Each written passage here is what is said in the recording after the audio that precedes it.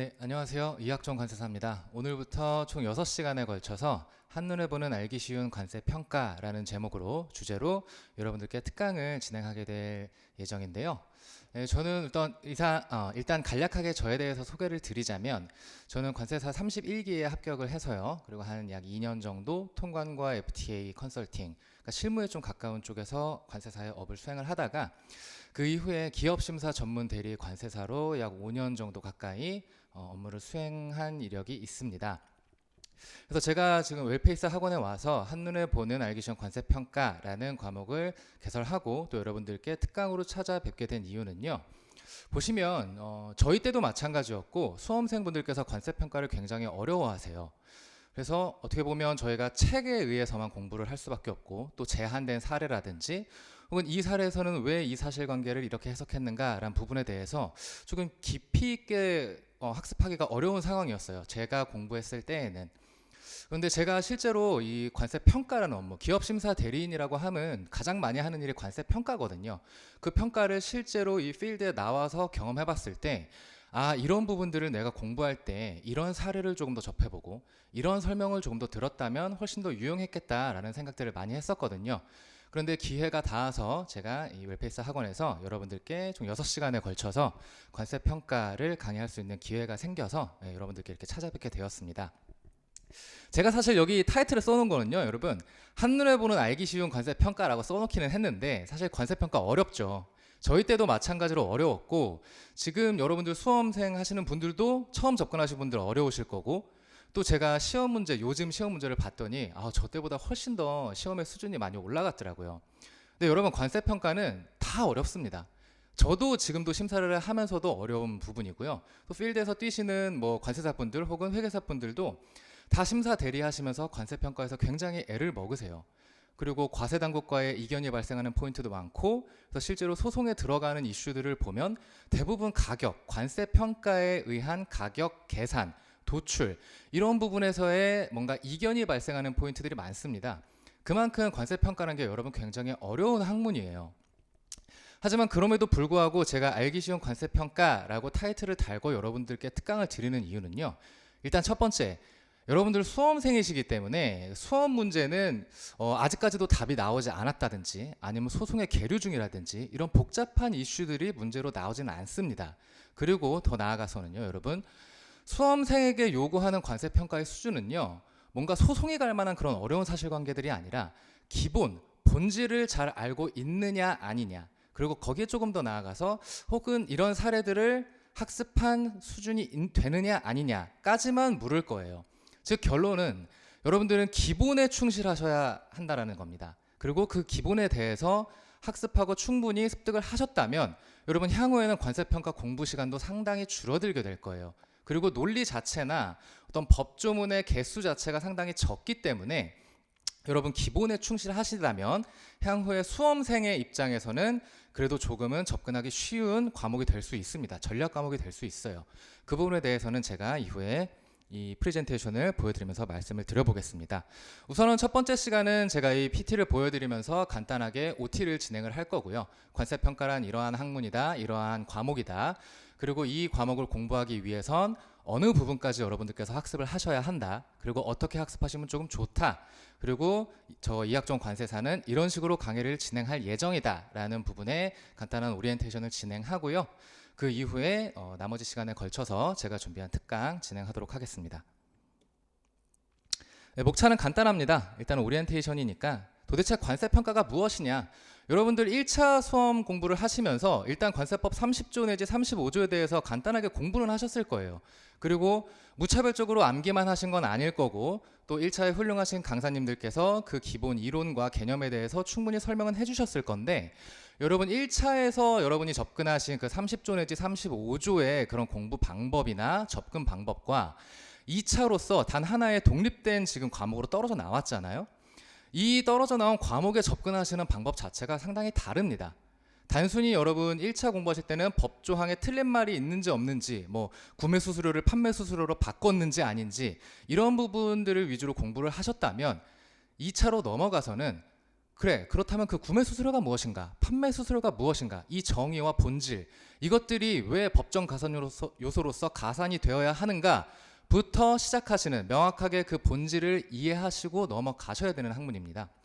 그래서 첫 번째로 제가 도대체 관세평가가 무엇이냐라는 것을 간단하게 말씀드릴 거고요. 그리고 여러분이 관세평가를 공부하시면서 당연히 규정에 근거하셔야 되거든요. 모든 과세는 근거 과세의 원칙입니다. 따라서 과세당국도 과세를 할 때에는 법조문을 먼저 설시하고 이 법조항에 의해서 과세가격을 이렇게 도출한다라고 판결문이 나오게 되거든요. 따라서 저희는 규정에 의한 학습이 진행이 되어야 하는데, 우리가 도대체 어디부터 어디까지 어느 범위의 규정을 공부하여야 하는가라는 것들을 간단하게 규정의 구성으로 살펴볼 거고요. 세 번째, 이제 중요하죠. 관세평가 접근 방법. 어찌됐든 간에 여러분들은 지금 수험생이시고요. 뭔가 관세평가를 하는 게 필드에서 대리인들이 하는 그런 관세평가가 아니라 철저하게 수험 목적으로 학습하시는 관세평가거든요. 여러분 솔직히 말해서 관세평가 만점 안 받으셔도 돼요. 고득점 안 받으셔도 됩니다. 본인들이 관세법, HS, 관세평가, 무역실무 이렇게 총 4가지 과목이 있잖아요. 여기서도 전략 과목을 충분히 짜실 수가 있고, 그 안에서 내가 관세평가를 어떻게 접근하겠다, 어떻게 공부하겠다라고도 충분히 판단을 하실 수가 있습니다. 그 부분에 대해서까지 제가 간단하게 말씀을 드리고 특강을 진행하도록 하겠습니다. 자, 관세평가란 무엇인가? 뭐 거창하죠. 여기 보시면 막 도표도 이렇게 나와 있고 하는데, 사실 여러분 관세평가 간단합니다. 우리나라는 종량세와 종가세가 둘 다 있기는 하지만 사실 종량세는 거의 없죠. 대부분 99% 이상이 다 종가세입니다.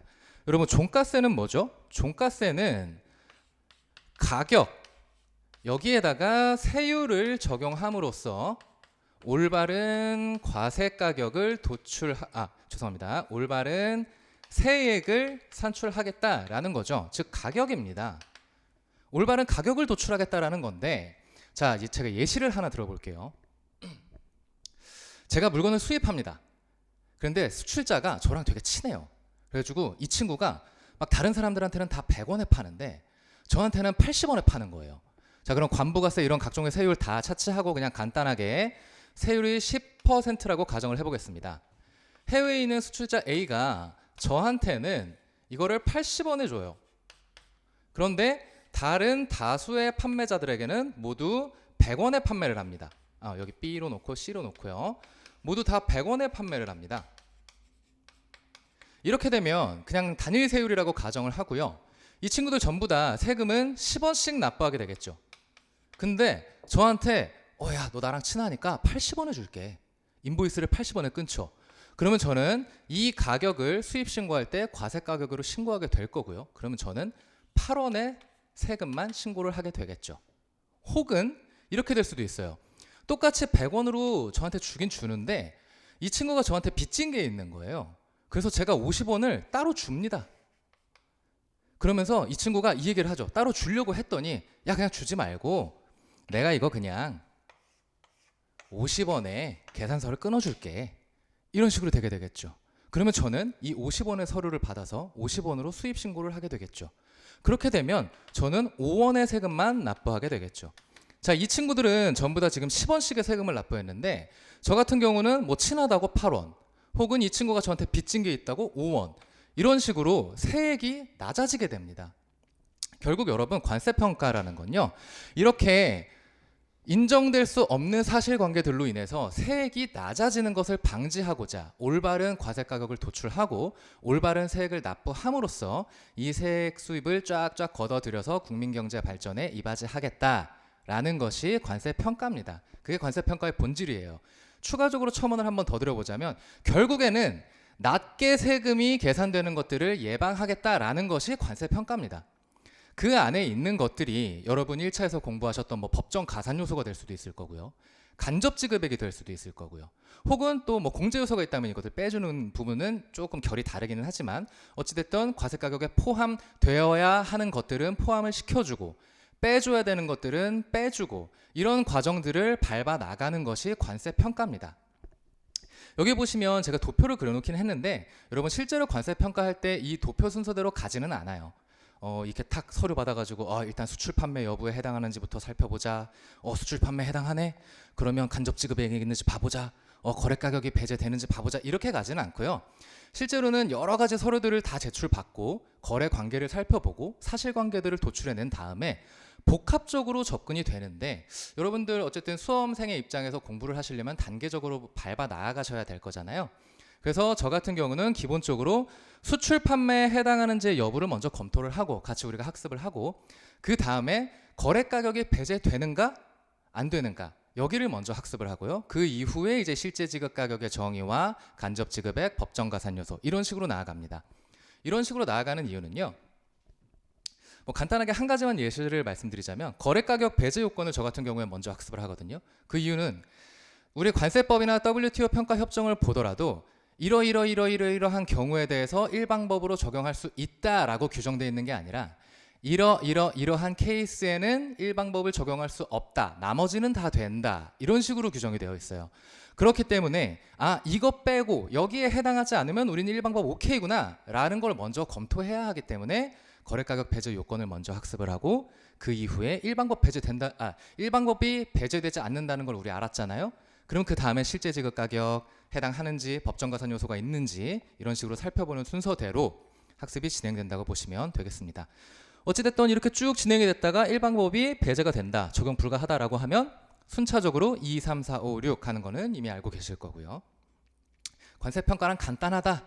결국엔 세액의 탈루, 올바르게 계산되지 않은 과세가격, 즉 일반적으로 낮게 계산된 과세가격이겠죠. 이런 것들을 방지하고자 여러분들께서 수출 판매에 해당하는지, 거래가격 배제 요건에 해당하는지, 법정 가산 요소가 있는지, 공제 요소가 있는지, 간접 지급액이 있는지 이런 부분들을 주제별로 나눠서 학습을 하시는 겁니다.